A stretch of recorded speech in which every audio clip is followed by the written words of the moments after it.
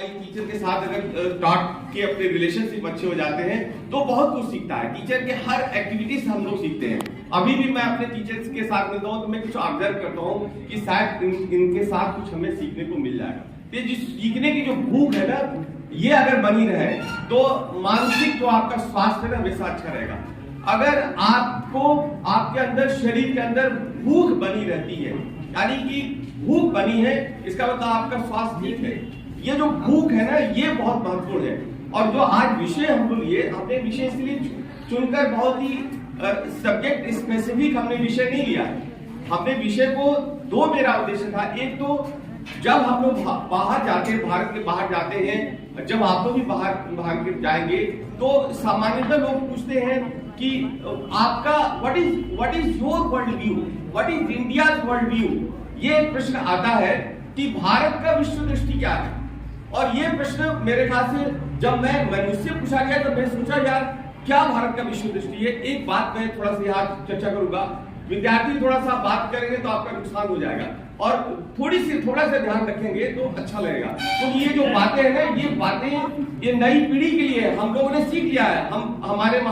हमारे जितने विद्वान प्रोफेसर बैठे हैं, मैं इनको कुछ भी नहीं बताने वाला, इनको सब कुछ मालूम है जो मैं बताने जा रहा हूँ। ये विशेष रूप से आपके लिए, मुझे लग रहा भारत सरकार, मध्य प्रदेश सरकार की भी यही मंशा है कि जो भी विशेषज्ञ है उनसे आप लोग सीखें। और जो विषय दिया गया अंतर अनुशासनात्मक है, अंतर विषय है, इंटरडिसिप्लिनरी है। ये तमाम मतलब जो ज्ञान के जो हमने कृत्रिम जो बांध बनाए, डैम बनाए ना, उनको तोड़ता है। और जो नई शिक्षा नीति 2020 में जो आई है ना, जिसको नई शिक्षा नीति में बड़ी पूरे मतलब भारतीय स्तर, वैश्विक स्तर पर चर्चा हो रही है, उसका लक्ष्य भी है कि ज्ञान को एक टोटलिटी में देखा जाए, ज्ञान को संपूर्णता में देखा जाए। जैसे शरीर एक होल है, तो ये होल की हम चर्चा करते हैं, उसके ढेर सारे पार्ट्स हैं, हाथ पार्ट है, आंख पार्ट है। अगर ये सारे के सारे जब मिल जाते हैं तो शरीर की एक पूरी रूपरेखा हमारे सामने तैयार होती है। तो होल और पार्ट, ज्ञान भी होल में देखा जा सकता है। ज्ञान को देखने का दो तरीका है। अगर आप पार्ट में भी देख सकते हैं, लेकिन पार्ट में देखने की समस्या है कि जब होल में आप देख लेते हैं तो पार्ट में देखना बड़ा आसान हो जाता है। और यही कारण है कि जब जैसे डॉक्टर है, डॉक्टर अगर शरीर के बारे में अगर इन टोटलिटी नहीं जानता है तो क्या करता है कि आंख का विशेषज्ञ आंख को ठीक कर देता है, कान खराब कर देता है। अगर वो दांत ठीक कर देगा लेकिन आपका ब्रेन खराब कर देगा। इसलिए तो टोटल आपको जानकारी होनी चाहिए, ज्ञान भी संपूर्णता में देखना चाहिए। और जब हम संपूर्णता में एक सामान्य ज्ञान हमारे पास हो जाता है तो हम अलग अलग विषय पढ़ के विशेषज्ञ या विशेषज्ञ से हम भी बात कर पाते हैं। तो ये नहीं हुआ कि हमने एक ज्ञान दिया और ज्ञान देने से पता चला कि अरे तो दूसरे विषय के अंदर बड़ा ही गलत अर्थ निकल के चला गया। इसलिए ये सारे जो संवाद होते हैं ना, क्लासरूम से बाहर के जो संवाद होते हैं, इनसे जो हम लोग सीखते हैं, आप जो सीखेंगे, ये आपके भविष्य का रास्ता तय करेगा। आपके लक्ष्य जो होंगे वो बहुत ही स्पष्ट हो जाएंगे। आप करना क्या चाहते हैं, आपके जीवन का उद्देश्य क्या है, और आपका जो जिस देश के अंदर रह रहे हैं वो देश का अपना दृष्टि क्या है, विश्व दृष्टि क्या है, ये एक बात आ रही है। दूसरी बात आ रही है, मैं भी कल ही ट्रेन में चढ़ा तो सोच रहा था कि मैंने कहा कि मैं जाता हूँ, सोचता हूँ क्या बोलूं, मुझे मेरा सब शून्य हो जाता है। रास्ते में मैं सोच रहा था कि आज जब ये विषय रखा गया, बहुत ही इंस्टेंटली मेरे दिमाग में आया कि भारतीय जो विश्व दृष्टि है और साथ ही साथ में जो प्रजातंत्र है, इसके बीच में क्या संपर्क है।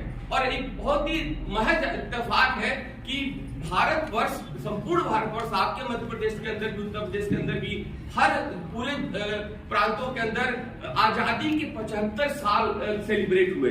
और आपको मालूम है इसको क्या नाम दिया प्राइम मिनिस्टर ने, अमृत मतलब वर्ष में हम प्रवेश कर रहे हैं। आप में से बहुत लोगों को मालूम हुआ कि जो एक साल हमारा था, ये आजादी का जो 75 साल, ये हमने अभी सेलिब्रेट किया और इसको अमृत वर्ष के रूप में हमने किया।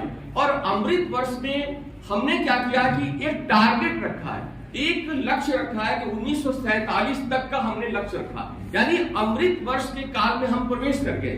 अमृत वर्ष क्या है, जिसमें कि आपके सामने जो हमारा योगदान रहा है, जो हमारा कंट्रीब्यूशन रहा है 75 साल, उसके पहले भी हमारे देश के हमारे पूर्वजों ने, हमारे बहुत सारे नेताओं ने जो योगदान दिया है, और उसके बाद से जो 75 साल आजादी के बीते हैं, ये आजादी के अकेले 75 साल नहीं है। मैं इनको वैश्विक संदर्भ में देख रहा था कि ये आजादी का 75 साल हम नहीं मना रहे, ये भारत के प्रजातंत्र का 75 साल नहीं मना रहे। ये एक बहुत बड़ी बात है। ये इसलिए बड़ी बात है कि कभी कभी लगता है कि हम जब अपने ही सदस्यों को देखते हैं परिवार के अंदर तो बहुत ही असामान्य से लगते हैं, बहुत इनसिग्निफिकेंट लगते हैं। लेकिन जब हम उनकी तुलना दूसरे से करते हैं तब हमको लगता है कि हमारे परिवार में, हमारे ही महाविद्यालय के अंदर बहुत अच्छे विद्यार्थी, हमारे महाविद्यालय के अंदर बहुत अच्छे टीचर हैं। वरना सामान्यतः क्या होता है, सामान्यतः हम लोग निगेटिव बहुत सोचते हैं, हमेशा सेल्फ कंडेमनेशन के मूड रहते हैं, आत्मभस्म नहीं करते, हम अपने को उलाहना ही देते रहते, हम तो सर्वदा डिप्रेशन में ही रहते। क्या मुझे लगता है कि ये जो हाइबरनेशन है, जो अंधकार का, अविज्ञान का और ज्ञान के अभाव का जो हाइबरनेशन है, जो लंबा शीत कालीन जिसको निद्रा कहते हैं, उससे निकलने की जरूरत है।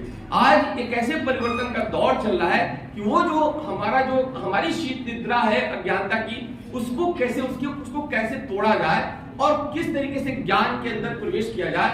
एक बात मैं यहाँ पर कहना चाह रहा था। तो अब जब प्रजातंत्र की बात आ रही है, प्रिंसिपल साहब ने बहुत अच्छी बात की कि राजनीति की चर्चा हर जगह होती है, और मैडम ने बड़ी अच्छी चर्चा की। अरस्तु का एक एग्जाम्पल उन्होंने दिया। देखिए दोनों बातों में क्या संपर्क है। राजनीति का मकसद ही होता है समस्याओं का समाधान करना, to resolve, to go for conflict resolution. यानी राजनीति एक खास समय में आई, और राज्य जब तक रहेगा तब तक राजनीति रहेगी। और राजनीति की शुरुआत कहते हैं कि जो परिवार से राजनीति की शुरुआत होती है, क्योंकि परिवार एक संस्था के रूप में प्रारंभ में आया और परिवार के बाद से संपत्ति आई। ये दोनों की सुरक्षा के लिए आगे चल के राज्य नाम की संस्था का जन्म हुआ। राज्य नाम की संस्था को ढेर सारे सिद्धांत आपके सामने व्याप्त हैं, उनको हम लोग कभी चर्चा कर सकते हैं। लेकिन राजनीति का लक्ष्य था कि सामाजिक व्यवस्था में उत्पन्न जितने भी कॉन्फ्लिक्ट्स होते हैं, जितनी समस्याएं आती हैं, चाहे व्यक्तिगत जीवन के अंदर आती है, चाहे सार्वजनिक जीवन के अंदर आती है, उसको रिजॉल्व करना ही राजनीति होती है। अब राजनीति क्या होती है कि राजनीति एक, आप कह सकते हैं एक नाइफ की तरह, छुरी की तरह होती है। आप उससे फल भी काट सकते हैं और उससे आप जान भी ले सकते हैं, और ये दोनों है। अब कैसे आप इस्तेमाल कर सकते हैं? राजनीति का प्रयोग सृजन के लिए कर सकते हैं, निर्माण के लिए कर सकते हैं, विकास के लिए कर सकते हैं। लेकिन राजनीति का अगर आपने राजनीति को नकारात्मक रूप से प्रयोग किया तो विनाश का कारण बन सकता है, राजनीति विध्वंस का कारण बन सकता है। राजनीति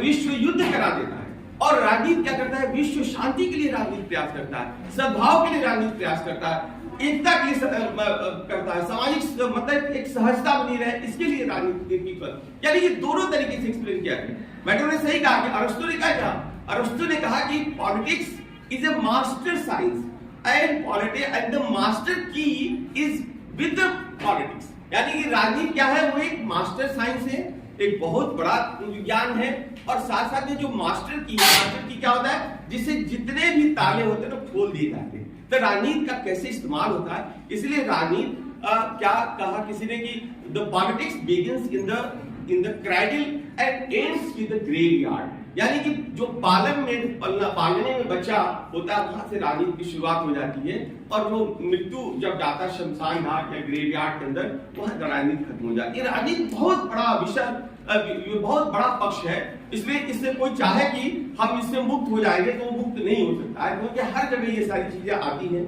साथ ही साथ में जब हम चर्चा करने जा रहे हैं, डेमोक्रेसी की चर्चा करना चाहते हैं, और डेमोक्रेसी के संदर्भ में हम लोग प्रजातंत्र, इससे भारतीय विश्व दृष्टि की चर्चा करेंगे।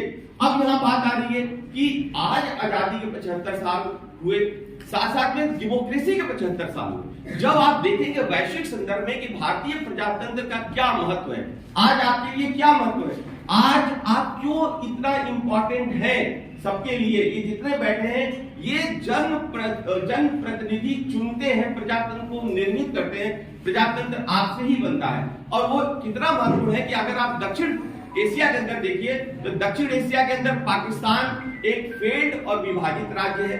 आपका पाकिस्तान की हालत देखिए। अफगानिस्तान एक मजहबी राज्य के अंदर तब्दील हो गया, डेमोक्रेसी वहां भी खत्म हो गई है।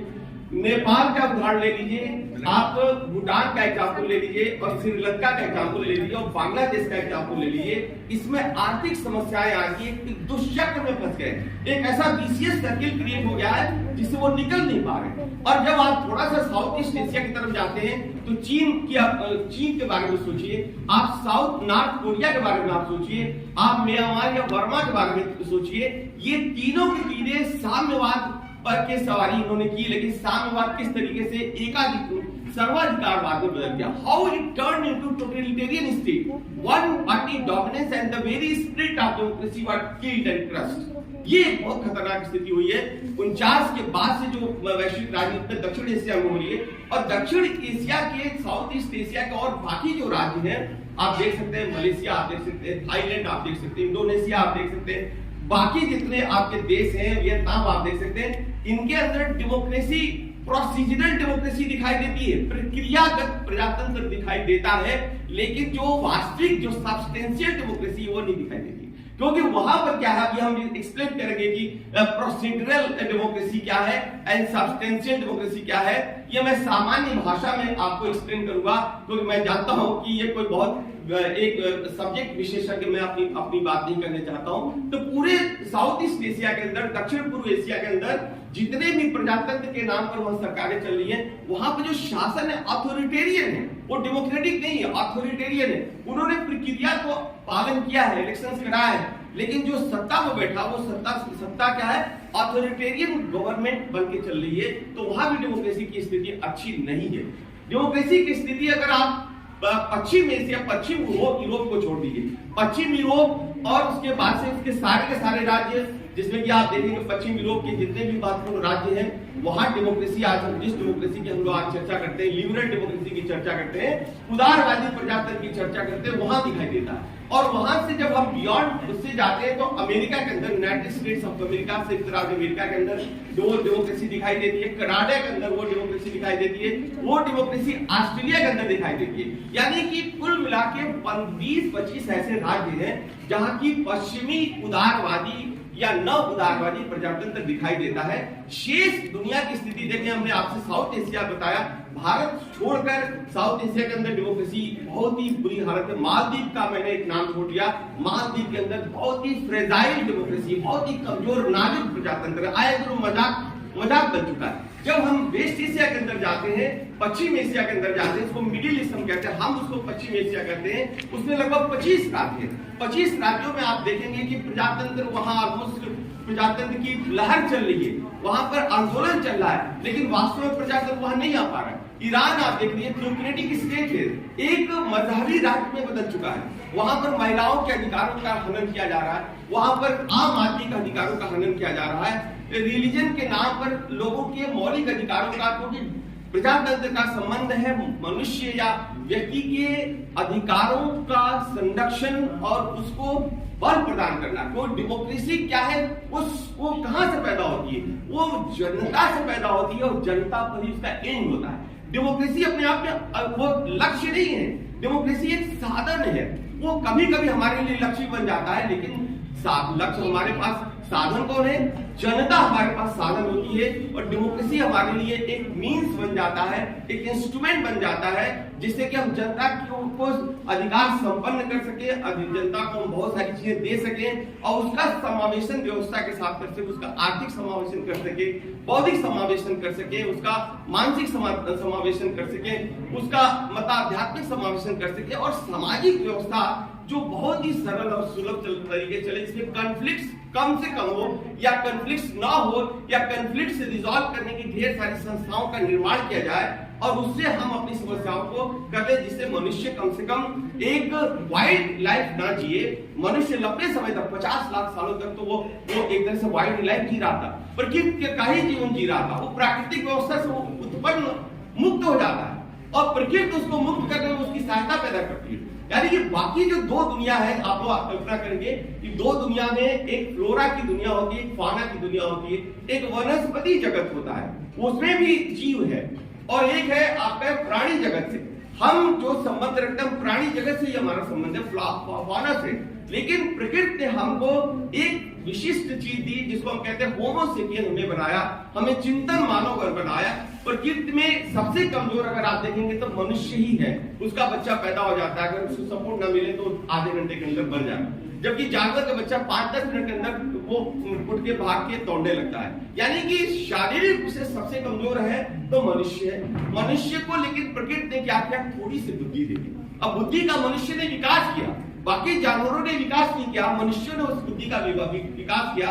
अब बुद्धि के विकास से क्या हो गया, सभ्यता का निर्माण किया, संस्कृति का निर्माण किया, आगे चल के समाज का निर्माण किया, संस्थाओं का निर्माण किया, समाज के सफल संचालन के लिए राज्य का निर्माण किया। जब राज्य का निर्माण किया तो राजनीति स्वाभाविक रूप से आ जाती है। इसलिए कोई नहीं कह सकता है कि सर मेरा राजनीति से कोई लेना देना नहीं है, क्योंकि राजनीति के चलते ही हम लोग यहाँ आज राजनीति नहीं होती, राज्य नहीं होता, यहाँ शांति से हम लोग यहाँ बातचीत नहीं कर सकते थे। ये शायद एक वाइल्ड लाइफ होती है, एक अजीब सा जंगल का समाज होता जिसमें कि शक्ति से चीजें तय होती, मतलब मत से न्याय होता।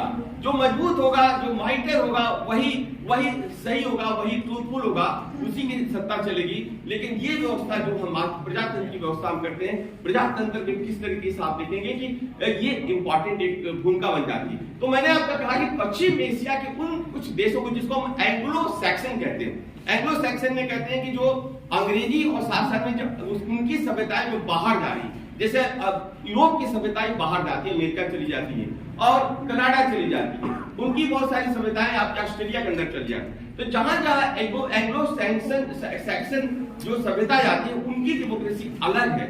और वह जो भारत में हम डेमोक्रेसी की चर्चा करते हैं, हमारी डेमोक्रेसी अलग है। मैं ये भी बताना आपको चाहूंगा। फिर आप देखेंगे कि अगर मिडिल ईस्ट की बात आती है, मिडिल ईस्ट के अंदर लेबनान एक जिसको कहते हैं दूध और शहद का देश था। लेबनान आज डेथ एंड फ्लैश में बदल चुका है, मांस की लोथड़े और रक्त में परिवर्तित, रक्त रंजित हो चुका है। कितना खूबसूरत देश, बहुत ही सुंदर देश आपका।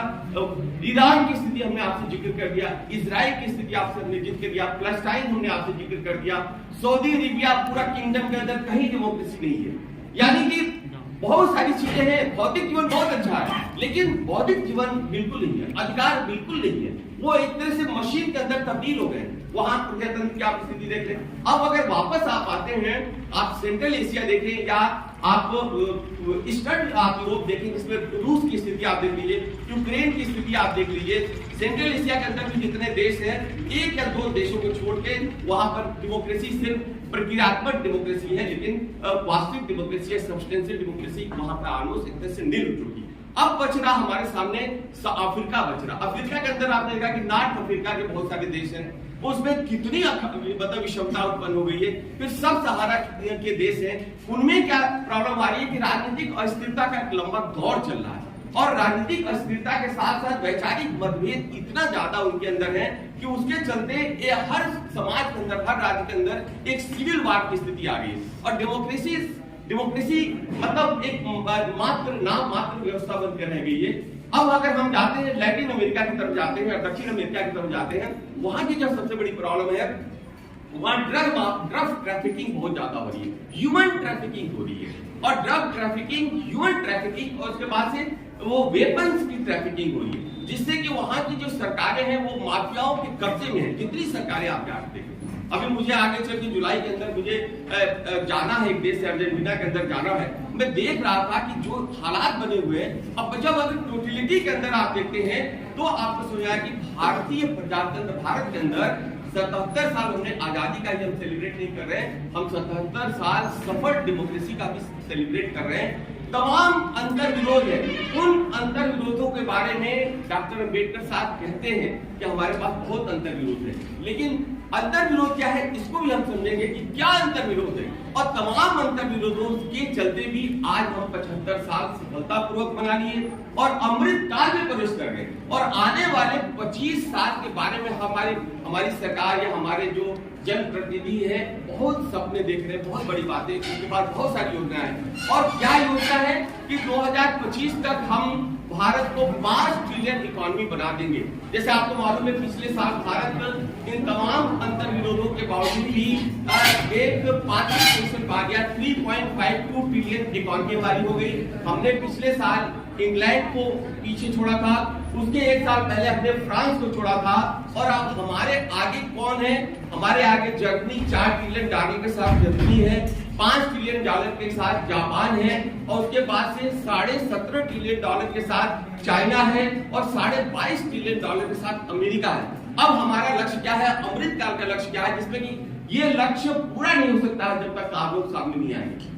उस अवसाद से निकलना पड़ेगा, उस निराशा से निकलना पड़ेगा। अभी आप लोगों को लग रहा है आपके अरे हम तो बस बीए कर लेंगे, एमए कर लेंगे, ऐसे ही टाइम पास होगा। लेकिन ये आने वाला जो 25 साल है ना, वो आपका साल है, क्योंकि इस 25 साल के अंदर जो सरकार का टारगेट है कि 2025 तक 5 ट्रिलियन में जाएंगे, 2030 तक 10 ट्रिलियन डॉलर में जाएंगे, और उसके बाद 2047 तक हम विश्व की तीसरी बड़ी इकोनॉमी बनने जा रहे हैं।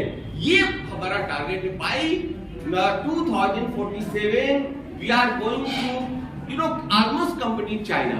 चाइना की स्थिति क्या है? चाइना और भारतवर्ष में देखिए एक समानता है, बहुत सारी समानता है। समानताएं क्या है कि विश्व के अंदर दो ऐसे देश हैं जिनको कि हम सिविलाइजेशनल स्टेट कहते हैं, जिसको हम सभ्यता मूलक हम राज्य कहते हैं।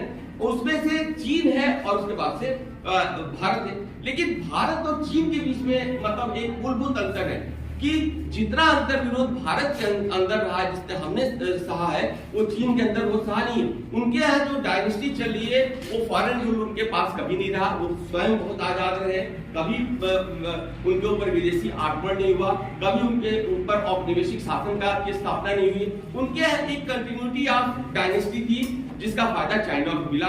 लेकिन चाइना के पास जो आइडियाज जाते हैं, जो थॉट जाते हैं, वो भारतवर्ष से जाते हैं। चाइना से पूरे चाइना में ही साउथ ईस्ट एशिया के अंदर बुद्धिज्म जाता है। भारत का पूरा जो प्राचीन ज्ञान था, जिसको आप हिंदुइज्म भी आप कह सकते हैं, वो पूरा का पूरा साउथ ईस्ट एशिया के अंदर जाता है। और बहुत सारा ज्ञान जो नॉलेज ट्रेडिशन था हमारे यहाँ, जो हम जब चर्चा करते हैं धर्म की, अगर हम चर्चा करते हैं धार्मिक धर्म परंपरा की चर्चा करते हैं, तो धर्म परंपरा कोई पूजा पाठ की परंपरा नहीं, वो ज्ञान की परंपरा है। That is the tradition of knowledge, जिसको हम कहते हैं ज्ञान की परंपरा। और ज्ञान की परंपरा से ही भारत को विश्व गुरु कहा गया, और वो ज्ञान की परंपरा आज हमको फिर विश्व गुरु की तरफ ले जाएगी। वो ये सोचता है कि हम संपत्ति से और मात्र लैंड से हम विश्व गुरु बन सकते हैं या हम मजबूत कर लेंगे। ये ज्ञान नॉलेज ट्रेडिशन से, क्योंकि नॉलेज वर्ल्ड की स्थापना हो गई है, एक नॉलेज सोसाइटी क्रिएट हो रही है। और नॉलेज सोसाइटी में जो नॉलेज में बहुत पावरफुल होगा, वही चल के आगे चल के उसकी स्थिति बनेगी। यानी कि 2047 तक में भारत मतलब समझिए कि कम से कम 15 से 20 ट्रिलियन डॉलर की कल्पना की जा रही है, और ये तभी पॉसिबल है। उसी समय देखिए कि आपने उन्होंने न्यू एजुकेशन पॉलिसी को इंट्रोड्यूस किया, और बहुत सारा इंफ्रास्ट्रक्चर के फील्ड में काम हो रहा है। इस बार का बजट भी आप देखेंगे, कैपिटल इन्वेस्टमेंट हो रहा है इंफ्रास्ट्रक्चर को बहुत सारा, यानी लॉन्ग टर्म का बजट है। ये शॉर्ट टर्म का बजट ही इन्होंने पास नहीं किया है, और उसके अंदर बहुत सारा काम होने जा रहा है। और एजुकेशन फील्ड अभी मैं देख रहा हूँ, कॉलेज में आता हूँ कि अभी स्थिति अच्छी नहीं है, लेकिन आने वाले दिनों में दो काम होगा। सरकारी अनुदान तो मिलेगा, साथ ही साथ में हर महाविद्यालय के टीचर और विद्यार्थी और प्राचार्य को स्वतः भी कुछ न कुछ चीजों को पैदा करना पड़ेगा, स्वतः रिसोर्स मोबिलाइजेशन करना पड़ेगा, और धीरे धीरे फिर 2-4-5 साल के अंदर तस्वीरें बदलेंगी और हमारी स्थिति बिल्कुल अलग हो जाएगी। तो मैंने कहा कि जो प्रजातंत्र की हम जब चर्चा कर रहे थे, तो प्रजातंत्र और पश्चिमी प्रजातंत्र और भारत के प्रजातंत्र में मूलभूत अंतर मैं बता रहा हूं। और यही कारण है कि सिर्फ 25 देशों को 26 देशों को छोड़ दिया जाए और पूरी दुनिया का हमने आपके सामने एक छोटी सी तस्वीर आपको दिखाई, उसके अंदर भारत की बात आ रही है। अब यहाँ प्रश्न बनता है, हमारे विद्वान की मैडम बैठी हुई है, हम लोग को पॉलिटिकल साइंस में बताया जाता है कि we have imported democracy from the West. हमने ये जो प्रजातंत्र है ना, हमने प्रजातंत्र को पश्चिम से हमने आयात किया, या वो आयातित है, ये एक्सपोर्ट किया गया है। और हमने इसको माना। 70-75 साल तक हम ही मान के चल रहे थे ये जो प्रजातंत्र हमारे पास है ना, ये तो बाहर से आया, पश्चिमी प्रजातंत्र है, हमारे पास प्रजातंत्र की परंपरा नहीं थी। अब पश्चिम के लोगों ने कहा कि वो हर चीज को स्टार्ट कर दिए। देखिए होता नहीं कि जो कहते हैं कि समर्थ को नहीं दोष को सायूं, तुलसीदास जी ने कहा कि जो सामर्थ्यवान होता है ना उसको कोई दोष नहीं लगता, और जो सामर्थ्यवान होता है ना कि वो जो भी कहता है वही सही होता है। और वो कहा जाता है nothing succeeds like success and nothing fails like failure. जीत से बड़ी कोई कुछ भी चीज नहीं होती है, हार से बुरी चीज नहीं होती। हम इस जीत और हार के ही शिकार भारत हुआ, और पश्चिम उपनिवेशवाद के चलते जीता, विक्टोरियस हुआ, और उसने कहा कि डेमोक्रेसी की शुरुआत अब कहां से होती है? ग्रीक सिविलाइजेशन के साथ होती है। ग्रीक सिविलाइजेशन यानी क्या है? ईसा से 200 साल पहले अब वो डेमोक्रेसी की, या 300 साल पहले, 400 साल पहले डेमोक्रेसी की चर्चा करते हैं। अब भारत में प्रजातंत्र, मैं इस पर पेपर विचार कर रहा हूं, तो भारत में प्रजातंत्र इसलिए ये सफल हो पाया है या सफल रहेगा क्योंकि इसकी जो जड़ें हैं हमारे स्वयं के विश्व दृष्टि के अंदर छुपी हुई है। ये जो विश्व दृष्टि है जिसके अंदर प्रजातंत्र की जड़ें छुपी हुई है, और ये यही कारण है कि पूरे साउथ एशिया के अंदर, भारतवर्ष के अंदर प्रजातंत्र तमाम अंतर विरोधों के लिए चल रहा है। और ये इसलिए नहीं चल रहा है कि हमने पश्चिम से मात्र इसको बनाया। इसलिए आपने देखा कि जब डॉक्टर अंबेडकर साहब ने या हमारे संविधान निर्माताओं ने बहुत सारी बातें प्रीएम्बुल के अंदर दी है, जिसमें कि इक्वालिटी की बात की गई है, लिबर्टी की बात की गई है, फ्रेटर्निटी की बात की गई है, जस्टिस की बात की गई है। और डॉक्टर अंबेडकर साहब ने उसमें बहुत सारी चीजें, जैसे अशोक का वो 24 चक्र लिया, वो ज्ञान का चक्र है, धम्म चक्र की बात की, बहुत सारी चीजें लोगों ने कहा कि ये सारी चीजें वो सारी चीजें फ्रेंच रिवॉल्यूशन से ली गई है। लेकिन वो फ्रेंच रिवॉल्यूशन से नहीं ली गई थी। जब डॉक्टर अंबेडकर सोचते हैं 5th सेंचुरी के उन रिपब्लिक्स के बारे में, 6ठी सदी में उन रिपब्लिक्स के बारे में जिनकी मैं चर्चा आपके सामने करूंगा, तो तस्वीर उनके सामने समझ में आ जाती है। जो उस समय यानी कि 6th सेंचुरी के अंदर, जिसका जिक्र जो बुद्ध का जो ग्रंथ है ना त्रिपिटक के अंदर इन तमाम 16 जनपदों की चर्चा की गई है। मैं चर्चा अभी नहीं करूंगा, समय कम है, लेकिन मैं उन छोटे छोटे गणराज्यों की आपके सामने चर्चा करूंगा जिसमें आप पाएंगे कि प्रजातंत्र की जड़ें तो वहीं से शुरू हो जाती है। और वो कौन से थे? जैसे कपिल वस्तु, जहां से बुद्ध आते हैं, जहां पर शाक्य लोग शासन करते थे, और उनके पिता सुलोधन, क्या उसी से सिद्धार्थ आता है। सिद्धार्थ भी कहा था एक रिपब्लिक के अंदर था, रिपब्लिक और साथ साथ में आपने देखा कि रिपब्लिकन सिस्टम में और नॉन रिपब्लिकन सिस्टम में आपको मालूम है, पॉलिटिकल साइंस के लोग जानते हैं कि गणराज्य उसको कहते हैं जहां की राजा जो होता है या राज्य का अध्यक्ष होता है वो निर्वाचित होता है, जनता के द्वारा निर्वाचित होता है। और इसलिए भारत क्या है कि गणराज्य भी है। India is a democratic sovereign and Republic, यानी हम डेमोक्रेटिक हैं और साथ में रिपब्लिकन भी है, क्योंकि हमारे पास राज्य का अध्यक्ष और शासन का अध्यक्ष दोनों ही चयनित होते हैं। प्रधानमंत्री भी चयनित होता है और राष्ट्रपति भी चयनित होता है। इंग्लैंड के अंदर प्रजातंत्र है, लेकिन वहां उसको गणराज्य नहीं बोलते हैं, क्योंकि वहां पर जो हेड ऑफ द इंस्टीट्यूशन है राजा, वो इनहेरिट करता है, वो वंशानुगत होता है, उनका चुनाव नहीं होता है। इसलिए जब आप देखेंगे कि भारत के अंदर गणराज्य की परंपरा ये 6ठी सदी ईसा पूर्व यानी बुद्ध के समय में ही ये परंपरा चली आ रही है, जिसमें कि लिच्छवी और वैशाली की चर्चा की जाती है। उसमें महाराजा पावा के मालवाज की चर्चा की, ये रिपब्लिक स्टेट। उसके बाद से महाराजा कुशीनगर की चर्चा की जाती है, महाराज पोलिस ऑफ रामनगर की चर्चा की जाती है, राम ग्रामर की चर्चा की जाती है, भाग्यदास शमसुन मारा की चर्चा की जाती है। उसके बाद से मोरियाज की चर्चा की जाती है। उसके बाद कलामाज कपिल सुत्ता की चर्चा की जाती है, और विदेशिता मिथिला की चर्चा की जाती है, और जनत्रैक्स जिसको बोलते हैं। ये 7-8 रिपब्लिक थे जो 6ठी सदी के पहले थे, यानी कि वहां पर जो व्यवस्था थी वो व्यवस्था प्रजातांत्रिक व्यवस्था थी। वहां पर जो भी निर्णय लिया जाता था वो सब मिलजुल के लेते थे, एक तरह से डायरेक्ट डेमोक्रेसी भी थी, क्योंकि वहां लोग इकट्ठा हो जाते थे और उनके अपने काउंसिल होते थे, और काउंसिल होते थे और काउंसिल बैठ के निर्णय लेती थी, और वो व्यवस्था चलती रहती थी। लेकिन आगे चल के कालांतर में चीजें परिवर्तित हुई। वो आगे चल के धीरे धीरे महाजनपद 16 महाजनपद से आगे पूरे 16 जनपद के अंदर भारतवर्ष मतलब एक तरह से मतलब संगठित होने लगता है, जिसमें मगध है, मैं उसकी चर्चा भी नहीं करूंगा। 16 जनपदों महाजनपदों की चर्चा कर लें। बाद में ऐसी परिस्थितियां आई, खासतौर पर बिहार के अंदर लोहे की अच्छी खासी प्रचुर मात्रा में लोहा उपलब्ध होता था और साथ साथ में कृषि बहुत अच्छी थी, क्योंकि वहां पर नदियां बहुत सारी थी तो कृषि भी बहुत होता था। इसलिए वहां की उत्तर प्रदेश या पूर्वी उत्तर प्रदेश और बिहार में जनसंख्या बहुत ज्यादा है। तो उस जमाने में आप सोचिए ईसा 600 साल पहले ये दोनों चीजों ने क्या किया कि हल बनाने के लिए या कृषि में प्रयोग करने के लिए बहुत सारे इंस्ट्रूमेंट लोहे से तैयार होते हैं। प्लीज थोड़ा सा सुन लीजिए। वो लोग उसके बाद से उनका लोहे का प्रयोग सेनाओं के विस्तार में किया जाने लगा। उसका क्या हुआ कि वो जो गणराज्य महाजनपद में बदला और वो महाजनपद आगे चल के साम्राज्य के अंदर तब्दील हुआ और पहला जो साम्राज्य बनता है, एम्पायर बनता है चंद्रगुप्त मौर्य। ये भी बंद कर दिए। चंद्रगुप्त मौर्य का साम्राज्य बनता है जो बहुत लंबा होता है। आप देखेंगे कि उड़ीसा से लेके और वो ईरान तक, अफगानिस्तान तक चंद्रगुप्त मौर्य का साम्राज्य जाता है और ये लगभग 350 साल रहता है। और ये परंपरा गुप्ता पीरियड में आप देख सकते हैं जो ईसा के बाद से जो व्यवस्था आती है, आप एक लंबी परंपरा आप देख सकते हैं। यानी कि प्रजातंत्र की परंपरा रही है और इसको मैं थोड़ा सा रेखांकित करना चाहूंगा। लेकिन सबसे महत्वपूर्ण बात आ रही है कि जिन प्रजातंत्र की हम चर्चा करते हैं, आज हम जिस प्रजातंत्र की चर्चा करते हैं हम उसको दो तरीके से देखते हैं।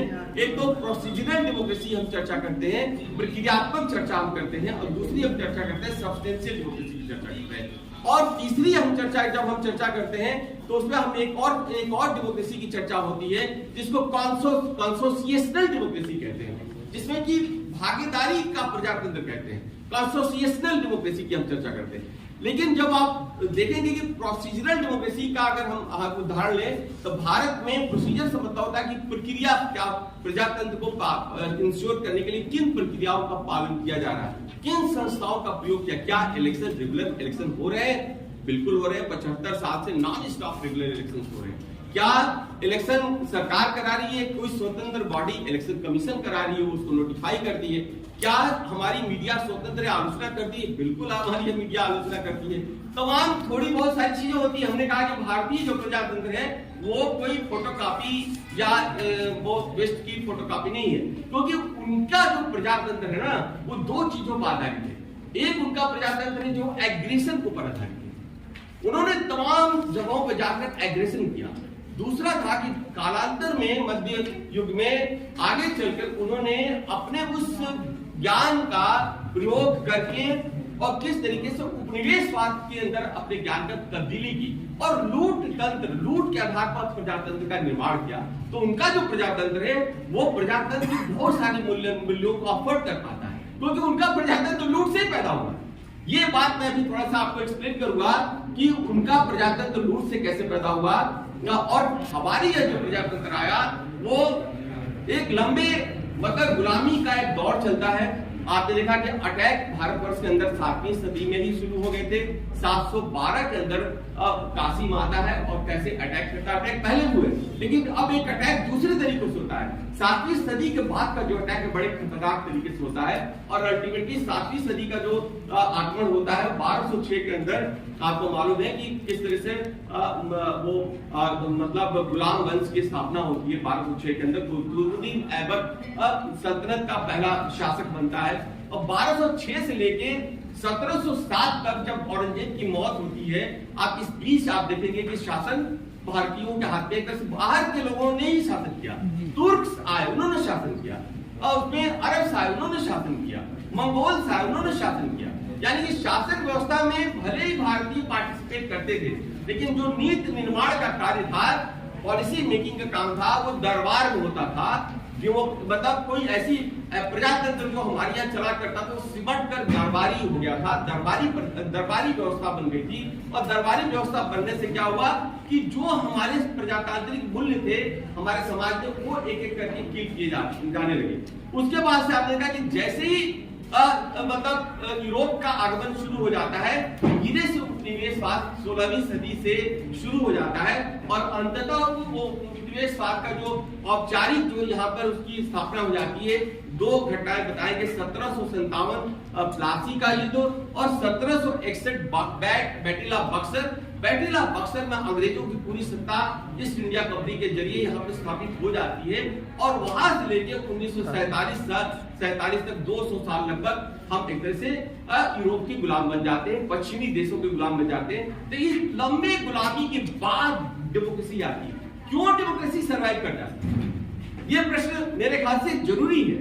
और ये डेमोक्रेसी चाइना के अंदर सर्वाइव क्यों नहीं कर पाई, नॉर्थ कोरिया के अंदर डेमोक्रेसी सर्वाइव क्यों नहीं कर पाई, म्यांमार के अंदर डेमोक्रेसी सर्वाइव क्यों नहीं कर पाई, नेपाल और भूटान के अंदर डेमोक्रेसी सर्वाइव क्यों नहीं कर पाई, पाकिस्तान बटा बहुत ही उम्मीद के साथ उन्होंने नया राज्य लिया, क्यों नहीं सर्वाइव कर पाया, क्यों नहीं अपने देश को बचा पाए, अफगानिस्तान क्यों नहीं बचा पाया, श्रीलंका के अंदर अशांति क्यों है, और भारत के अंदर तमाम अंतर्विरोधों की भी चर्चा करूंगा। क्या है अंतर्विरोध, यह अंतर्विरोध किसने पैदा किया, ये सारे मौलिक प्रश्न हैं। और इन तमाम के बाद भी भारतीय प्रजातंत्र आज बचा हुआ है और मुझे लग रहा है कि एक बहुत ही बड़ी बात होती है। और इसको समझने के लिए मैं अब आपके मूल विषय पाऊंगा कि भारत विश्व दृष्टि क्या है, और इसलिए मैं उसको आपको एक्सप्लेन नहीं करूंगा कि प्रोसीजरल डेमोक्रेसी क्या है। प्रोसीजरल डेमोक्रेसी आप ये समझ लीजिए कि जिसमें कि आप इलेक्शन कराते हैं, प्रक्रिया होती है, संस्थाएं बनाते हैं, और वो प्रोसीजरल डेमोक्रेसी क्या करता है, इलेक्टोरल डेमोक्रेसी पैदा करता है। एक निर्वाचनीय मतलब प्रजातंत्र का को जन्म देता है, और वो जो निर्वाचनीय प्रजातंत्र होता है वो क्या करता है, वो रिप्रेजेंटेटिव डेमोक्रेसी को जन्म देता है, यानी वो हमें प्रतिनिधात्मक मतलब एक सरकार बनाता है। और जो ये प्रतिनिधात्मक सरकार है, क्योंकि डेमोक्रेसी के अंदर जनता का प्रतिनिधित्व ही डेमोक्रेसी है, जनता अपने प्रतिनिधियों के माध्यम से अपने ऊपर शासन करती है। ये रूल इनडायरेक्ट रूल है जिसको हम डेमोक्रेसी आज कहते हैं। और साथ ही साथ जब सब्सटेंशियल डेमोक्रेसी की बात आती है कि भाई सिर्फ वोटिंग राइट देने से, लाइन में खड़े हो जाने से डेमोक्रेसी नहीं होती है। वास्तव में सब्सटेंस में क्या डेमोक्रेसी मिली, क्या जनता को इस व्यवस्था के साथ जोड़ा जा रहा है। तो देखिए आपने देखा कि इन सालों के अंदर हम ये नहीं कहेंगे कि मोदी ने ही शुरू किया, बहुत सारी स्कीमें चल रही है। प्रधानमंत्री जनधन योजना, प्रधानमंत्री आपने देखा गैस की योजना, उज्ज्वला योजना, प्रधानमंत्री निवास की योजना, प्रधानमंत्री सड़क योजना, बहुत सारी योजनाएं मनमोहन सिंह ने भी शुरू की थी। इन्होंने उसको बहुत गति दे दी, यानी कि हमारे यहाँ कुछ पॉलिसी मेकिंग निरंतर हो रही है। लेकिन इस सरकार ने क्या किया, संसाधन उत्पन्न करके उसके अंदर और ज्यादा एक्सीलरेशन ला दिया। और यही कारण है कि जहां पर आपने देखा कि श्रीलंका के अंदर खाने को लेके वहां के महल पर, वहां राष्ट्रपति भवन पर अटैक किया गया फाइनेंशियल क्राइसिस के चलते। पाकिस्तान के अंदर बहुत ही बुरी हाल, 240 रुपया किलो आटा, 270-80 रुपया का $1 होता है। मतलब आप कल्पना नहीं कर सकते पाकिस्तान की हालत कितनी खराब है। पाकिस्तान 1947 के बाद से पाकिस्तान अभी 25 बार इंटरनेशनल मॉनेटरी फंड के पास जा चुका है, 20 बार के लगभग श्रीलंका जा चुका है, 17-18 बार बांग्लादेश जा चुका है। भारत वर्ष भी गया इंटरनेशनल मॉनेटरी फंड के पास 1956 से लेके, लेकिन अंतिम बार गया 1991 तक गया, जब चंद्रशेखर साहब की सरकार जब थी, जनवरी, फरवरी, मार्च, अप्रैल, उसमें भारत के अंदर क्राइसिस हुई, फाइनेंशियल क्राइसिस होती है और भुगतान का संकट आता। उस समय हम मॉनेटरी फंड के पास जाते हैं और मात्र 5 बार भारत मॉनेटरी फंड के पास जाता है। 1991 के बाद से जैसे ही हमने भूमंडलीकरण की शुरुआत होती है, सोवियत यूनियन का पतन हो जाता है, आज हमें मॉनेटरी फंड की तरफ या वर्ल्ड बैंक की तरफ देखने की जरूरत नहीं पड़ती है। वर्ल्ड बैंक एक अलग है, इससे हम कर्जा लेते हैं, लेन देन चलता रहता है, लेकिन मॉनेटरी फंड क्या करता है, असिस्ट करता है। जो संस्थाएं, जो सरकारें एकदम बदहाली हो जाती है, उनको लोन, उनको ग्रांट करता है, उनको बहुत सारी सहायता देता है। तो मॉनेटरी फंड के पास हमारी जाने की स्थिति नहीं है। और आज आप देखेंगे कि लगभग पिछले साल $640 बिलियन का हमारा फॉरेक्स था, फॉरेन रिजर्व हमारे पास $640 बिलियन का था, जो कि यूक्रेन क्राइसिस के बाद से तेल का बहुतायत हमने आयात किया, जो घट के $570 पर आज भी आ गया है। यानी अभी भी हमारी स्थिति बहुत ही कंफर्टेबल है। अभी पाकिस्तान के अंदर क्या है कि मात्र अब $1.5 बिलियन का उनके पास एक रिजर्वायर है, जिसके लिए वो अभी बार बार इंटरनेशनल मॉनेटरी फंड के पास जा रहे हैं। उनसे अब मॉनेटरी फंड कह रहा है आप सुधार कीजिए, लेकिन सुधार हो नहीं सकता है। वो सुधार क्यों नहीं हो रहा है? और यही यहाँ पे प्रश्न बनता है कि भारतीय प्रजातंत्र इसलिए सफल नहीं हुआ कि हमने पश्चिम से चीजों को आयातित किया, इसलिए सफल हुआ क्योंकि हमारे जो विश्व दृष्टि हमारी जो रही है ना, अंतिम ये प्रश्न हम आपको लेंगे कि क्या रही हमारी विश्व दृष्टि। और जब हम विश्व दृष्टि की हम चर्चा करेंगे तो दो दृष्टियों की हम आपके सामने चर्चा करेंगे, और ये इसलिए जरूरी है कि ये चर्चा मेरे ख्याल से आपके लिए बड़ी महत्वपूर्ण चर्चा है। देखिए, जब भी जो भी सोशियोलॉजी के टीचर हो, पॉलिटिकल साइंस के टीचर हो, साइंस के टीचर हो, प्योर साइंस के टीचर हो, एग्रीकल्चर के हो या विद्यार्थी हो, हमारे पास ये प्रश्न हमारे पास आता है कि क्या है तुम्हारे देश का विश्व दृष्टि, क्या रही है? इसका जवाब हम लोग नहीं दे पाते। कोई कहता है कंपोजिट कल्चर रहा है, कोई कहता है मिलिट्री संस्कृति रही है, कोई कहता है गंगा जमुनी संस्कृति रही है, कोई कहता है ये अगर बहुत अच्छा रहा। But people are not in a position to explain what has been our world view. मुझसे पूछा, सेंट पीटर्सबर्ग में एक पेपर प्रेजेंट करने के लिए हमको आमंत्रित किया गया था, एंड वो पेपर क्या था, मानवाधिकार के ऊपर वो पेपर था। हमने अपना पेपर पढ़ते समय मेरे दिमाग में आया कि ये सारे के सारे लोग मानवाधिकार की सिर्फ पश्चिमी धारणा की चर्चा कर रहे हैं। मैंने कहा कि do you perceive human right only from European point of view? Have you ever thought that there are points of view outside Europe? Europe के बाहर भी कुछ मनुष्य के अधिकारों को लेकर कुछ चिंतन हुआ है? No, we don't know. हमने कहा then it is your problem, it is not our problem. हमने कहा have you ever thought that Chinese people have also thought of human rights? क्या आपको मालूम है कि भारत के अंदर भी ह्यूमन राइट की चर्चा हुई है? तो बोला कि you give me one example. हमने कहा I will give you only one example. हमने कहा कि एक एग्जांपल मैं दूंगा कि 6वीं सदी के अंदर बुद्ध पैदा हुआ, बहुत सारे पैदा हुए, बुद्ध पैदा हुआ। Buddha was the first person जिन्होंने ह्यूमन राइट्स की बात की, क्योंकि उनके पूरे चिंतन का केंद्र बिंदु मनुष्य था। जो चिंतन का केंद्र बिंदु यूरोप के अंदर 15वीं सदी के अंदर बना, 15वीं सदी के अंदर वो आके उनके चिंतन के केंद्र बिंदु में मनुष्य बनता है। लेकिन भारतवर्ष के अंदर ये मनुष्य चिंतन, इसलिए मैंने कहा कि मैंने 2 फ्रेमवर्क तैयार किया है, और वो फ्रेमवर्क एक भारत विश्व दृष्टि। अब भारत विश्व दृष्टि को समझने के लिए हमारे पास एक और दृष्टि है जो विश्व में खासतौर पर पॉलिटिकल साइंस और सोशियोलॉजी के टीचरों के लिए बहुत महत्वपूर्ण है, वो है अब्राहम वर्ल्ड व्यू। अब्राहम की वर्ल्ड व्यू क्या है? मेरे ख्याल से आप लोगों ने क्या अब्राहम साहब का नाम सुना है? किसी ने अब्राहम का नाम सुना है? जी सर। जी सर, सुना है। क्या सुना है? कोई एक बता दे, कोई विद्यार्थी। Who was Abraham? Abraham Lincoln. देखिए, जुडिज्म के अंदर हिब्रू में उसको अब्राहम कहते हैं, ABRAM, और उसको लैटिन इंग्लिश के अंदर अब्राहम कहते हैं, अब्राहम लिंकन। और अरबी के अंदर उसका क्या नाम है? अरबी के अंदर उसका नाम है इब्राहिम। ये इब्राहिम है ना, ये अब अरबी में इब्राहिम हो जाता है। जैसे डेविड है, डेविड यहूदियों में डेविड है, और यूरोपियंस के अंदर भी डेविड है। अरबी में क्या हो जाता है? दाऊद हो जाता है। जो दाऊद इब्राहिम, देख लीजिए कहां से क्या इतिहास किस तरीके से वर्तमान से जुड़ा हुआ है। आज हमारे पास दाऊद भी है और इब्राहिम भी है, डेविड भी है, अब्राहम भी है, और मिलकर तबाही हो जा रहे हैं। तो आप इसको तो जानना पड़ेगा ना। यहाँ जितने विद्यार्थी बैठे हैं, अगर आप अब्राहम के बारे में नहीं जानते हैं और अब्राहम पर दावे तीनों करते हैं। अब्राहम साहब आज से लगभग 3000-4000 साल पहले थे, ईसा से 1000 साल पहले अब्राहम साहब थे। अब्राहम साहब, Abraham is the patriarch of 3 important religion and मजहब। 3 इंपॉर्टेंट उनके थॉट से अब्राहम साहब के जो चिंतन किया था, जिसको हम ओल्ड टेस्टामेंट के अंदर देखते हैं। ओल्ड टेस्टामेंट जो यहूदियों का है, और उसके बाद से आगे चल के न्यू टेस्टामेंट आता है, और इन दोनों को मिलाकर एक नया ग्रंथ आता है। कब आता है? मैडम ने बताया, कुरान शरीफ आता है। 600 लगभग 12-13 के अंदर कुरान शरीफ की आयातें। मोहम्मद साहब कहते हैं कि ये हम नहीं कह रहे हैं, ये रिवील्ड हो रहा है।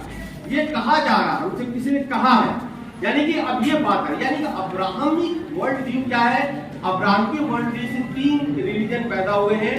उसमें पहला आपका बन जाता है, वो बन जाता है यहूदी रिलीजन बन जाता है, दूसरा बन जाता है क्रिश्चियन रिलीजन बन जाता है, और तीसरा बनता है वो इस्लाम मजहब बनता है, या उसको रिलीजन आप कह सकते हैं, ये बनता है। अब जब हम इसकी जब तुलना करते हैं कि भाई ये है क्या, ये अब्राहम वर्ल्ड व्यू है क्या, ये बड़ी महत्वपूर्ण है। तो अभी हम इसको थोड़ा सा इसकी तुलना भारत के वर्ल्ड व्यू के साथ कर लेते हैं कि जब भी हम भारत वर्ल्ड व्यू के बारे में आपसे कोई पूछता है कि भारत विश्व दृष्टि क्या है, तो आप उसको 3 तरीके से समझा सकते हैं। पहला है कि उसकी कुछ विशिष्ट विशेषताएं, आप लोग चाहे नोट कर लिए, बाद में कुछ पूछेगा कि किसी से कि क्या है। पहला, इसकी पहली विशेषता भारतीय विश्व दृष्टि की है वो इनवर्स सेंट्रिक है, वो ब्रह्मांड केंद्रित है। पहली विशेषता, अगर आपसे कोई पूछता what is India world view, you can immediately say that it is inverse centric, ब्रह्मांड केंद्रित। हम ब्रह्मांड के संदर्भ में सोचते हैं, हम कोई छोटे छोटे पार्ट्स के अंदर हमारी सोच नहीं है। वसुधैव कुटुंबकम की जो चर्चा होती है वो इनवर्स सेंट्रिक है, ब्रह्मांड केंद्रित, उसको हम ब्रह्मांड केंद्रित, मैं उसको बाद में एक्सप्लेन करूंगा। दूसरा हमारी विशेषता है जिसके चलते आज हमारी सभ्यता कंटिन्यू कर रही है, सभ्यता अभी भी अविराम गति से निर्विवाद रूप से चल रही है। दूसरी विशेषता है कि इट इज नेचर सेंट्रिक, ये प्रकृति केंद्रित है, ये प्रकृति है। हमारे यहाँ प्रकृति से ही सारी चीज निकलती है, ब्रह्मांड में प्रकृति में ब्रह्मांड, और उस ब्रह्मांड से धर्म पैदा होता है, उस ब्रह्मांड से धर्म पैदा होता है, धर्म से संस्कृति पैदा होती है, संस्कृति से सभ्यता पैदा होती है, सभ्यता से समाज का सृजन होता है, समाज का उत्पन्न वो क्या होता है, समाज कैसे चलता है, ये बात हम आपसे एक्सप्लेन करेंगे। तीसरी इसकी विशेषता है भारतीय विश्व दृष्टि की, वो है ह्यूमन सेंट्रिक, वो मानव केंद्रित है, मनुष्य केंद्रित है। वो कोई परलौकिक अकेले नहीं सोचता है, उसके अंदर उसके केंद्र में मनुष्य का दुख है, मनुष्य के सुख है। आज जब वो मनुष्य की चर्चा करता है तो हमारा मनुष्य एकांकी मनुष्य नहीं है, वो इंडिविजुअल नहीं है। हमारा मनुष्य जो है, हम आप देखेंगे कि हम सब लोग पेड़ के साथ भी जुड़े हुए हैं। हर घर के अंदर तुलसी, पीपल, ये हर आदमी कुछ जाता है, नमन कर लेता है। हमारे साथ एक पूरा वनस्पति जगत हमारे साथ जुड़ा हुआ। हम इसलिए हैं क्योंकि हमारी वनस्पति जगत है, और दूसरा जगत है प्राणी जगत है। प्राणी जगत और वनस्पति जगत ये दोनों ही प्रकृति के अंदर है। और जब हम चिंतन करते हैं, इसलिए आप देखेंगे भारतवर्ष के अंदर सभ्यता क्यों आज चली आ रही है। मोहम्मद इकबाल ने 1905 के पहले एक गाना लिखा, एक शायरी लिखी, जिसको आज भी हम लोग बहुत सम्मान के साथ भारतवर्ष के अंदर हम उसको सारे जहां से अच्छा हिंदुस्तान हमारा, और उसमें उन्होंने ये बताया कि भाई कुछ तो हस्ती थी जिसके चलते हमारी जो सभ्यता है वो आज टिक पाई, और जो हिंद है ना, हिंद मतलब हिंद की हिंदुस्तान की सभ्यता बहुत आज तक टिकी हुई है। बारी जितनी सभ्यताएं थी, चाहे वो रोम की सभ्यता हो, चाहे वो मिस्र की सभ्यता हो, चाहे वो ईरान की सभ्यता हो, चाहे वो अरब की सभ्यता हो, सारी सभ्यताएं, चीन की सभ्यता हो, सारी विनिष्ट हो गई। ये मोहम्मद इकबाल ने कहा 1905 के पहले, लेकिन 1905 के बाद वही एक व्यक्ति ऐसा था, बाद में गाने लगा कि सारे जहां से अच्छा पाकिस्तान हमारा। ये एक बड़ी तेजी हो गई, और उन्होंने पूरा पर्सपेक्टिव बदल दिया। और 1930 के अंदर फिर वो क्या कहते हैं, इलाहाबाद के अंदर वो पाकिस्तान के राज्य की एक अवधारणा का बीज बो देते हैं, जो आगे चल के 1940 के अंदर लाहौर में जिन्ना साहब उसको एक रूप देते हैं। 6-7 साल के बाद पाकिस्तान राज्य का निर्माण हो जाता है। यानी आप देखिए कि जो व्यक्ति भारतीय सभ्यता के कंटिन्यूटी की प्रशंसा करता है और वो सही करता है। अब यहाँ एक प्रश्न आता है कि ये क्या था, भारतीय सभ्यता क्या थी, इस पर हम चर्चा करेंगे। लेकिन भारतीय विश्व दृष्टि के अंदर ह्यूमन सेंट्रिक है, मनुष्य केंद्रित है। और तीसरी जो चौथी सबसे इंपॉर्टेंट बात है कि हमारा चिंतन, जो भारत का चिंतन है, उसके अंदर मनुष्य है और जीवन लाइफ सेंट्रिक है, जीवन केंद्रित है।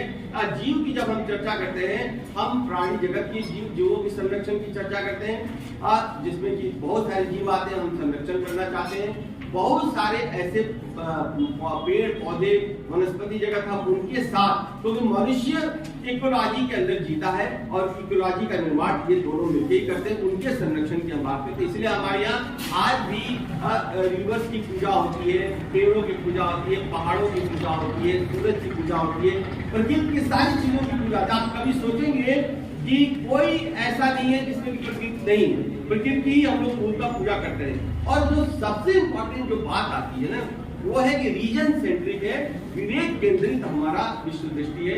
ये आप बता सकते हैं कि ये हमारे पास दृष्टि रही है। अब इसकी क्या जो निकलती है, जो अब कोई विशिष्ट मतलब क्या इससे इसका क्या मतलब हुआ, जैसे इनवर्स सेंट्रिक का मतलब हुआ। अब इन चारों को पांचों को आप मिला के देखेंगे तो अभी एक और चीज निकल के आती है कि हमारे दृष्टि में पॉलीथेइज्म है। हम कोई एक बुद्धवादी नहीं है, हम बहुदेववादी है, पहली विशेषता है। दूसरी विशेषता है कि मल्टीलिंगुअल है, वो एक भाषा को लेकर नहीं चलता है। हमारे पास विभिन्न भाषाएं हैं, विभिन्न बोलियां हैं, हम उन सबका सम्मान करते रहते हैं। तीसरी बात है कि हमारे चिंतन का कोई एक केंद्र नहीं है कि हेल और हेवनी चिंतन का केंद्र नहीं है, गॉड ही हमारे चिंतन का केंद्र नहीं है। मल्टीपल हमारे सेंटर से बहुत केंद्र हमारे चिंतन के केंद्र में, बहुत देवियां हैं, बहुत देवताएं हैं, बहुत हमारे देवी देवताओं की भी चर्चा करते हैं, हम अनिश्वरवाद की भी चर्चा करते हैं। यानी बुद्ध का दर्शन तो अनिश्वरवाद, अनित्यवाद और अनात्मवाद पर टिका हुआ, उसमें ईश्वर नाम की यानी गॉड नाम का कोई है ही नहीं है। लेकिन देयर इज डिफरेंस, मैं कभी आप बुलाएंगे तो फिर मैं बताऊंगा कि what is how God is different from ईश्वर। ईश्वर और भगवान किस प्रकार से गॉड से डिफर करता है। तो God is the product of Abraham की thought, but God is not the product of Indian thought. Indian thought के अंदर गॉड है ही नहीं है।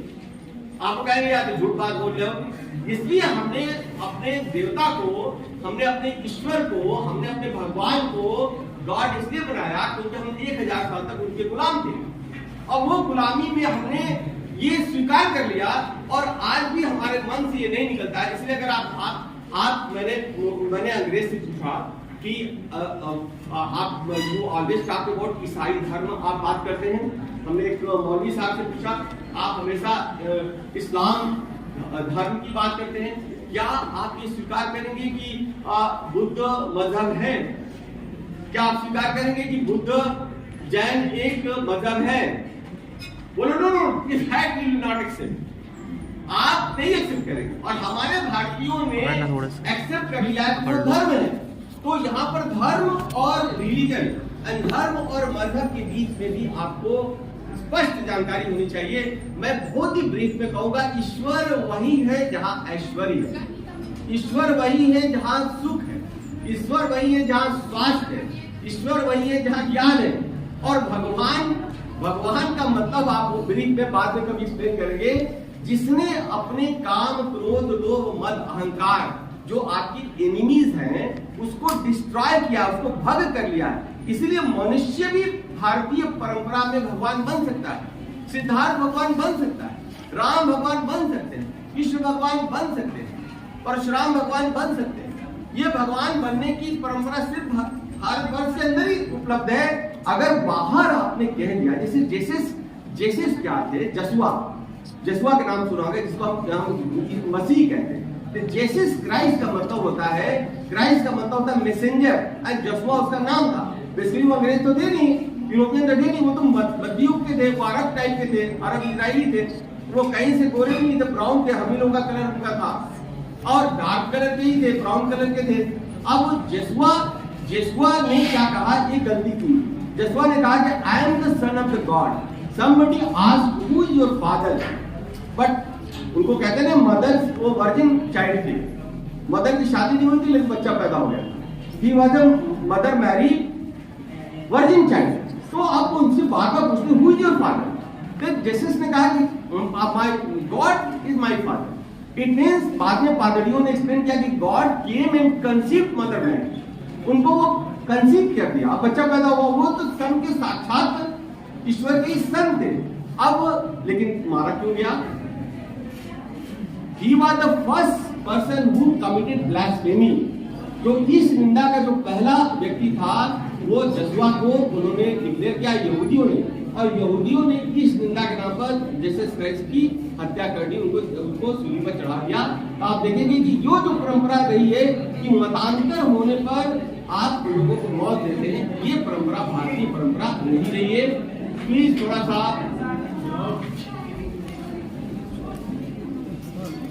आप लोग देखिए, मेरा ये कहना है कि अगर जैसे आपको लग रहा है तो कुछ प्रश्न हम अभी हम लोग करेंगे, मैं इसलिए बता रहा हूँ कि ये बात मतलब महत्वपूर्ण है। हो सकता है कि रुचिकर ना हो, लेकिन हर दवा रुचिकर नहीं होती है। ये कुछ दवा की तरह है, इसको अभी ले लीजिए, बाद में इसके बारे में सोचिएगा, अपने मित्रों के साथ डिबेट डिस्कशन कीजिएगा। मुझसे भी आप कहेंगे तो रवि जी के माध्यम से आप हमसे बात भी कर लेंगे।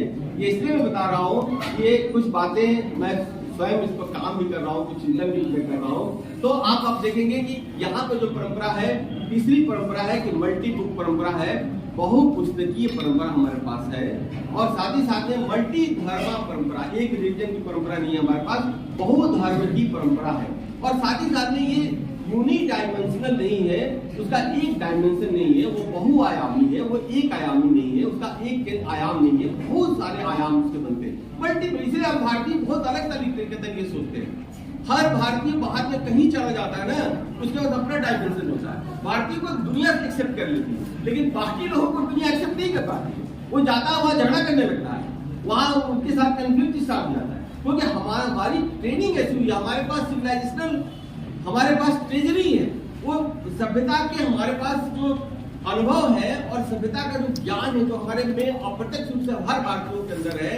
अब वो चाहे हिंदू हो, चाहे मुस्लिम हो, चाहे सिख हो, चाहे ईसाई हो, क्योंकि मूलतः वो भारतीय है, भले ही उनका फेथ बदल गया है, लेकिन मूल में वो भारतीय है। मैं उनको हिंदू नहीं कहना चाहता हूँ, लेकिन वो इस बात को कभी डिनाई नहीं कर सकते कि वो भारतीय नहीं है, क्योंकि सारी चीजें वो इस भारत से ही वो समृद्ध बनते। आज इसलिए आप देखा कि बहुत सारे लोग पाकिस्तान नहीं गए, भारत में रह गए, तो जानते हैं कि वो भारतीय है। पाकिस्तान में आज चर्चा चल रही है, we are Indian, we are what is Pakistan?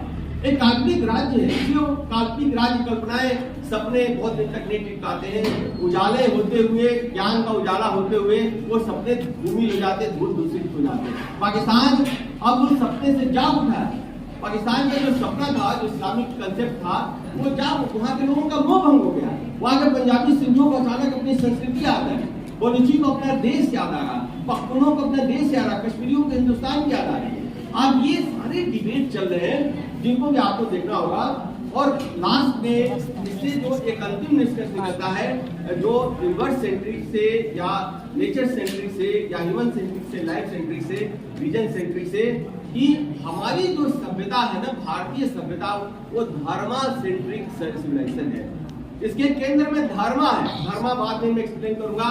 Dharma is not religion, dharma is not मजहब। Dharma has a wider connotation and wider meaning, जिसको हमारे हिसाब से कभी आज से बात करेंगे। और सेकेंड इसकी जो सबसे बड़ी बात है कि परपेचुइटी ऑफ धर्मा है। वो जो सनातन धर्म कहते हैं वो उचित नहीं है, क्योंकि सनातन धर्म का मतलब होता है कि इटर्नल धर्म, जबकि यहाँ पर इटर्नल धर्म कुछ भी नहीं है, वो धर्मा की परपेचुइटी है, वो धर्म ही निरंतर चल रहा है। वो तो आप उसको कहने के लिए कहते हैं, लेकिन वहाँ पर परपेचुइटी ऑफ धर्मा है, वो धर्म की कंटिन्यूटी। इसको भी बाद में धम्म चक्र में तब्दील किया गया, हमेशा चलता रहता है, धम्म हमेशा चलता रहता है। इसलिए मजहब को या रिलीजन को करने के लिए आपको चर्च की या आपको कुछ खास उनके नियम उन पे आपको मानना होता। भारतीय धर्म परंपरा में हर वक्त आप धर्म का धारण करते हैं। शिक्षक अपने धर्म का धारण करता है, सूरज अपने धर्म का धारण करता है, जल धर्म का धारण करता है, वायु धर्म का धारण करता है, छात्र धर्म का धारण करता है, पिता धर्म का धारण करता है, पुत्री धर्म का धारण करता है। सबके धर्म निर्धारित, 24 घंटा वो अपने धर्म का ही धारण करता रहता है। बहुत ही वाइडर कंसेप्ट है, इसको सिर्फ हम प्रेयर से, नमाज से या चैरिटी से हम कुछ चीजों से जोड़ के नहीं रख सकते। यहाँ की परंपरा भी बिल्कुल अलग रही है। और साथ ही साथ में ये क्या है, ये बहुत ही एकोमोडेटिव है। भारतीय धर्म परंपरा या भारतीय ज्ञान परंपरा या भारतीय सभ्यता की परंपरा एकोमोडेटिव रही है। कोई भी आ गया, हमने उसको स्वीकार कर लिया और अंगीकृत कर दिया, उसका स्वागत किया। यहूदी आए उनका स्वागत किया, ईरानियंस आए उनका स्वागत किया, मुस्लिम आए उनका स्वागत किया, अंग्रेज आए जिन्होंने हमको गुलाम बनाया हमने उनका भी स्वागत किया। ये हमारी परंपरा है। इसको आप अच्छा कहें चाहे बुरा कहें, एक आदमी जो बहुत ही अच्छा होता है आप उसको बेवकूफ कहें या चाहे अच्छा कहें, भारतीयों को चाहे आप बेवकूफ कहें चाहे अच्छा कहें, अब ऐसे ही ये हमारी परंपरा रही है। अब जब हम लोग चर्चा करते हैं इस पर मैं बहुत बात कर सकता हूँ, लेकिन मैं अब आऊंगा कि दूसरी परंपरा जिसकी हम लोग चर्चा कर रहे थे वो परंपरा क्या आपकी बनती है। अब्राहम साहब की जो परंपरा है ना वो क्या परंपरा है।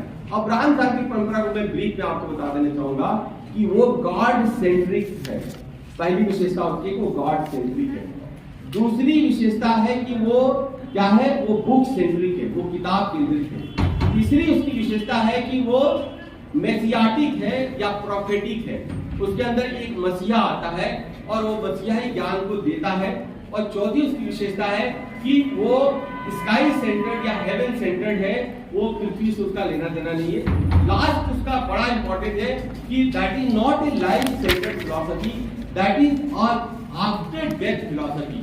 वो मरने के बाद आपको जन्नत की कल्पना कराता है, मरने के बाद आपको हेवन की बात करता है। वो जीते जी जीवन की परिकल्पना नहीं करता, उसके लिए जीवन कोई निस्सार है, जीवन का कोई मतलब नहीं है, जीवन बना ही नहीं। वो तो जीवन को क्या कहता है, चाहे वो यहूदियों के धर्म ग्रंथों या मजहबी ग्रंथों की आप चर्चा करें, तौरात वगैरह की, या फिर आप ईसाइयों के, या फिर आप इस्लाम का, वहां पर क्या है कि उन्होंने उनका अब्राहम साहब ने एक कहानी दिखाई, मैं बात करके थोड़ा सा एंड करूंगा। उन्होंने कहा कि भाई क्या हुआ कि गॉड जो सातवें आसमान पर रहता है उसने क्या किया कि एक दिन एडम की स्थापना एक बनाया, एडम जिसको कि अरबी में आदम कहते हैं। उन्होंने कहा कि वो और उसको कहा कि तुम मेरे एडन में आ जाओ, मेरे हेवन में रहो। लेकिन देखे कि वो उसका एकांकीपन उनको लग रहा है कि गॉड ने सोचा कि बहुत एकांत अकेला है, तो उसी के शरीर से एक पार्ट निकालकर और एडम एंड ईव का निर्माण किया, एक नारी का निर्माण किया, एक मनुष्य का निर्माण किया और उसके बाद से एक नारी का निर्माण किया। और लेकिन उसने कहा, गॉड ने उनको बुला के कहा कि भाई तुम लोग सब कुछ करो, इस हेवन में सब कुछ अवेलेबल है, खाना अवेलेबल है, ड्रिंक अवेलेबल है, मीट्स अवेलेबल है, फ्रूट्स अवेलेबल है, तुम जो चाहो सब कुछ का कंजप्शन करो, लेकिन एक यहाँ पर पेड़ है उसमें फल है, don't consume that fruit, don't eat that fruit. But that fruit क्या था, वो सिंबॉलिक था। क्या फ्रूट क्या था कि don't make love, that love or making any kind of physical relation between Adam and Eve was forbidden by God. Why? Because God didn't want human being to extend their family. He had some idea, but what happened? अरे वो मनुष्य थे, वो क्या दिन भर खाना पीना, क्या वो इसी दुनिया स्नेह की दुनिया है, प्रेम की दुनिया है, सद्भाव की दुनिया है, वो मिल जाते हैं, प्यार करते हैं। इसकी खबर एक शैतान है जो गॉड का मैसेंजर होता है, वो देता है गॉड को कि गॉड आपकी बातों का तो इस एडम ने उल्लंघन कर दिया, दे हैव डिसोबेड यू।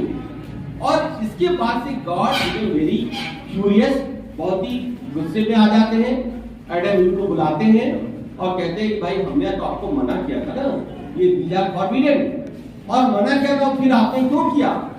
तो अब क्या किया था कि ये एडम एंड ईव ने हेवन के अंदर दे हैड कमिटेड सिन, उन्होंने पाप किया था, और पाप के चलते हुए गॉड ने क्या किया, ये दुनिया बनाई और पृथ्वी बनाई और उस पर एडम एंड ईव को भेजा कि you are being sent to this planet as a punishment.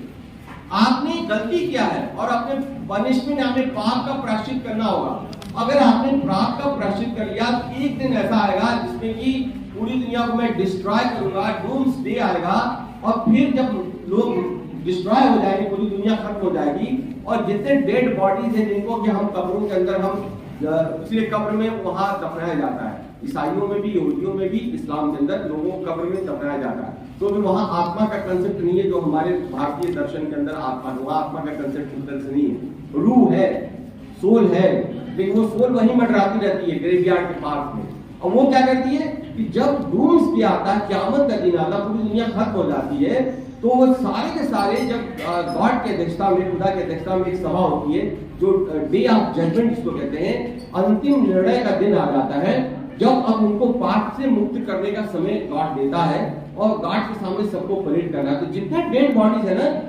इंसेक्शंस आते हैं, वो सारे के सारे जीवित होते हैं, इसलिए उनके बॉडी में इत्र लगाया जाता है, खाना खिलाया जाता है, हर साल उसको कुछ न कुछ लोग जाके उनको खुश करते हैं, तो मान के चलते हैं कि उनके पूर्वज वहीं पे हैं। और एक दिन जब क़यामत का आएगा, इस सारे के सारे जीव उठेंगे, और जिन्होंने, गॉड ने कहा कि okay I am sending you on this earth, लेकिन हम आपको क्या करेंगे कि हम बीच बीच में, हमारे पास संदूक में किताब है, गॉड ने कहा हमारे पास किताब है, हम वो मैसेज देंगे आपको बीच बीच में, और मैसेज हम सीधे इंसान को नहीं देंगे, हम एक मसीहा के थ्रू देंगे, जिसको मसीहा कहा जाता है, पैगंबर कहा जाता है, यशुआ क्राइस्ट कहा जाता है। हम ऐसे ऐसे मसीहा भेजेंगे और उस मसीहा को नॉलेज देंगे, और अगर उन किताबों में नॉलेज जो हम देंगे, अगर उसके अनुसार आपने जीवन व्यतीत कर लिया है, तो इसका लेखा जोखा गॉड के सामने प्रस्तुत किया जाएगा। और जिसने उन पुस्तकों के शब्दों का अक्षरशः पालन किया है, वो स्वर्ग में जाएंगे, और जिन्होंने अक्षरशः पालन नहीं किया गया है, वो नरक में जाएंगे। फिर नरक की परिकल्पना होगी, और यही कारण है कि जब अंतरराष्ट्रीय क्षेत्र के अंदर आतंकवाद फैलता है और रिलीजन का, मजहब का इस्तेमाल करते हुए वो जब बम लगा के उड़ा देता है, टावर को उड़ा देता है, वाशिंगटन में पेंटागन को अटैक कर देता है, वो ये थोड़ी सोचता है वो मर रहा, वो तो सोच रहा है मेरी सीट गॉड ने रिजर्व कर रखी है हेवन के अंदर, और हमें तो जाके बस वहां पर हमारे लिए 32 या 72 उम्रें हैं, वो वेट कर रही है, 32 फुट की बड़ी खूबसूरत लड़कियां हैं जो वेट कर रही है, और गॉड अपने हाथों से हमें शराब पिलाए, इसकी कल्पना की गई है किताबों में। अब ये आप कल्पना करिए कि ये जो दृष्टिकोण है ये किस प्रकार से भिन्न है, और जब भारत विश्व दृष्टि की हम जब चर्चा करते हैं, जिसके बारे में मुझे अफसोस है कि ना हमको पढ़ाया गया था, ना हम आपको पढ़ा पा रहे हैं, और इसलिए मेरे यहाँ आने का भी लक्ष्य था या जो कुछ हम थोड़ा सा देख रहे हैं, जो कुछ हम सीख रहे हैं, हम आपके साथ इंटरेक्ट कर लें। और मुझे मालूम नहीं है कि जो मैं कह रहा हूँ क्या 100% सही है या कुछ भी सही है, ये तभी हम जानेंगे जब विश्वजन हमें प्रश्न करेंगे, आप मुझसे प्रश्न करेंगे, तो शायद मैं जान पाऊंगा कि मैं कह रहा हूँ, वरना I may be living in my fool's paradise, मैं अपनी ही दुनिया में रह रहा हूँ। ये मैं चाह रहा हूँ कि ये जो हमने 2 फ्रेमवर्क दिया, इसको मुझे 2-2.5 घंटा लगता है, लेकिन मेरे पास समय का दबाव भी है, लेकिन ये मैं कहना चाह रहा था कि भारतीय प्रजातंत्र आज 75 साल पर इसलिए सफल है, इसलिए सफल नहीं है कि पश्चिम से हमने इसको इंपोर्ट किया है, कि इसलिए संभव है कि हमारे दर्शन के अंदर, हमारे ज्ञान परंपरा के अंदर प्रजातंत्र है। सबको साथ ले चलने की कल्पना, सभी प्राणियों के जीवन की कल्पना, पूरे ब्रह्मांड में साथ में रहने की कल्पना, सबको आत्म स्वीकार करने की कल्पना, भेदभाव को भुलाने की कल्पना। अब बहुत सारा जो अंतर विरोध आजादी के समय आता है, अंतर विरोध क्या हुआ कि जब हम गुलाम हुए ना, बहुत सारी चीजें बाहर से इम्पोज की गई, जातिवादी व्यवस्था आई, छुआछूत की व्यवस्था आई, हमारे यहाँ भी रही, हम ये नहीं कह रहे हैं। और देखिए विषमता है, छुआछूत एक विषमता है, जातिवादी व्यवस्था विषमता है, और साथ ही साथ में बहुत सारा अंधविश्वास विषमता है, मंडूकता विषमता है। आपको मैं बता दूं कि भारतीय धर्म स्वयं पाखंड के चपेट में है। धर्म को स्वयं मुक्ति की जरूरत है। धर्म को जब तक कि ज्ञान के साथ नहीं जोड़ेंगे, धर्म को जब तक जीवन के साथ नहीं जोड़ेंगे, धर्म को जब तक आप पाखंड से मुक्त नहीं करेंगे, धर्म स्वयं में मुक्त नहीं होगा। और इसीलिए जब हम लोग ना तलाशते हैं, लोग ज्ञान के देवी के पास नहीं जा रहे हैं, वो कहाँ जा रहे हैं, यहाँ घूम रहे हैं, इस दरगाह पर, उस देवी मंदिर पर, वहां जाके धर्म को उन्होंने धारण नहीं किया। यहाँ की परंपरा हमारी है धारती या धर्म को स्वयं धारण करना पड़ेगा, लेकिन हमने धर्म को धारण ना करके धर्म को हम मोड़ लेते हैं। दाढ़ी बढ़ा लेना धर्म हो गया, भगवा पहन लेना धर्म हो गया, काला कपड़ा पहन लेना धर्म हो गया, हमने बाल इधर का कर लिया, किसी ने ऊपर कर लिया, किसी ने नीचे कर लिया, किसी ने छोटा कर लिया, किसी ने बड़ा कर लिया, किसी ने पूरा बड़ा कर लिया।